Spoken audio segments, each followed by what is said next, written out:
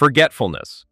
The Quran often corrects the human habit of living as if blessings are permanent and accountability is far away.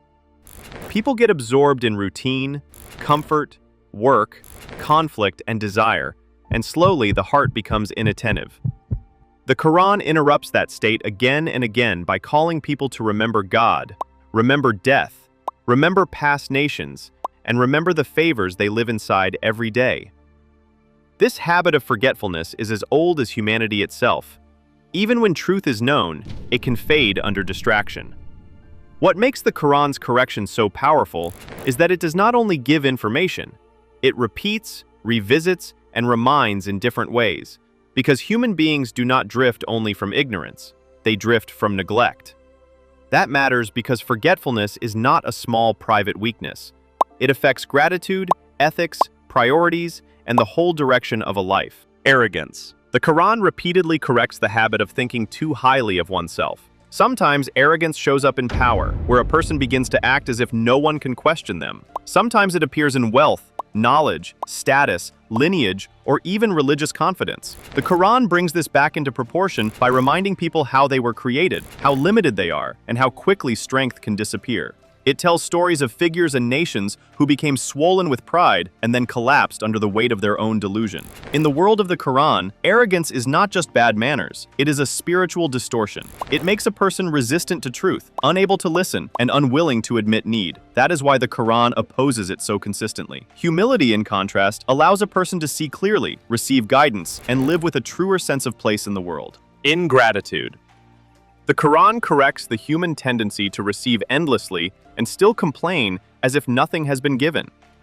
Food, shelter, health, time, relationships, rain, safety, and the simple ability to breathe and think are presented as signs of God's care. Yet people often notice them only after loss arrives. The Quran draws attention back to these gifts with remarkable persistence. It asks people to look at the earth, the sky, their own bodies, their provision, and the many forms of mercy built into ordinary life. Ingratitude in the Quran is more than failing to say thank you. It is a way of living that treats blessing as entitlement. Gratitude, by contrast, softens a person and makes life more truthful. That matters because a grateful person is less likely to become bitter, careless, or blind to the good that still surrounds them. Impatience. The Quran often corrects the habit of wanting everything immediately. Human beings want relief without delay, answers without waiting, and outcomes before the process has had time to unfold. Under pressure, people become restless. In comfort, they become careless. The Quran responds by teaching patience not as passive resignation, but as steadiness under strain. It shows this through prophets who endure rejection, uncertainty, grief, and long periods where change seems slow or invisible. It also reminds people that not every delay is abandonment, and not every hardship is meaningless. This correction matters because impatience can damage judgment.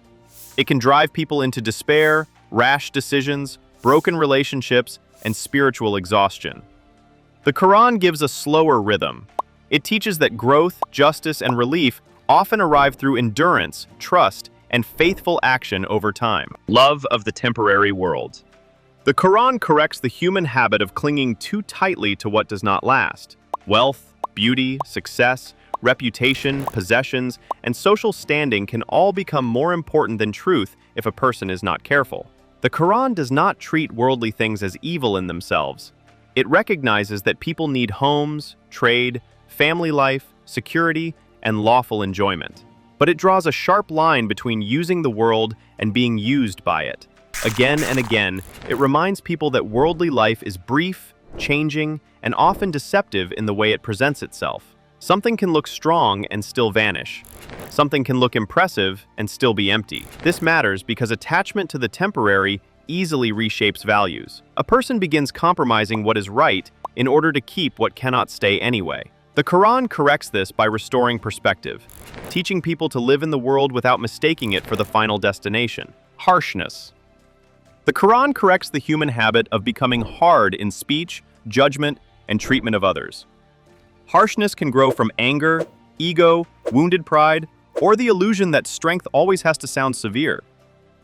The Quran offers a different standard. It praises gentleness, restraint, forgiveness, and words that heal rather than tear apart. Even when speaking about truth and warning, the Quran often pairs firmness with mercy and justice with compassion. This is especially striking in its guidance about family relations, care for parents, treatment of the poor, and the general ethics of speech. Harshness matters because it can corrupt even good intentions. A truthful point delivered with cruelty may close a heart that might have opened through mercy. The Quran's correction is not softness without principle. It is moral clarity carried with dignity and care, which is often far more powerful than force. Suspicion and backbiting. The Quran corrects the human habit of feeding on other people's faults, real or imagined. Communities often break down not only because of major injustice, but because of everyday suspicion, gossip, and careless talk. One person assumes the worst, another repeats what should have been left alone, and soon trust begins to rot. The Quran addresses this directly by warning against excessive suspicion, spying into private matters, and speaking about people in ways they would hate to hear. This guidance is deeply human because the habit is deeply human. People are drawn to hidden stories, to moral superiority, and to the strange satisfaction of discussing another person's weakness. The Quran cuts into that tendency with unusual sharpness. It teaches that protecting honor is part of moral life, not an optional courtesy. That matters because a society cannot remain healthy when tongues are constantly undoing what relationships are trying to build. Self-deception.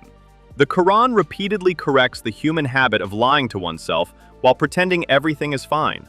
A person may excuse their wrongdoing, delay repentance, blame others for their own choices, or imagine that good intentions erase bad actions without any need to change. The Quran challenges this inner dishonesty with directness. It reminds people that God knows what is hidden, that excuses do not alter reality, and that a person can spend years constructing a false image of themselves while the truth remains unchanged before God. This is one of the Quran's deepest corrections, because self-deception is hard to detect from inside. A person can feel justified and still be wrong. They can appear religious and still be empty of sincerity. They can speak beautifully and still avoid the one honest turn their soul needs. The Quran matters here because it does not only criticize visible behavior, it keeps pressing inward, asking what a person is really serving, really fearing, and really refusing to face. That correction is uncomfortable, but it is also merciful because without it, a person can remain lost while thinking they are safe.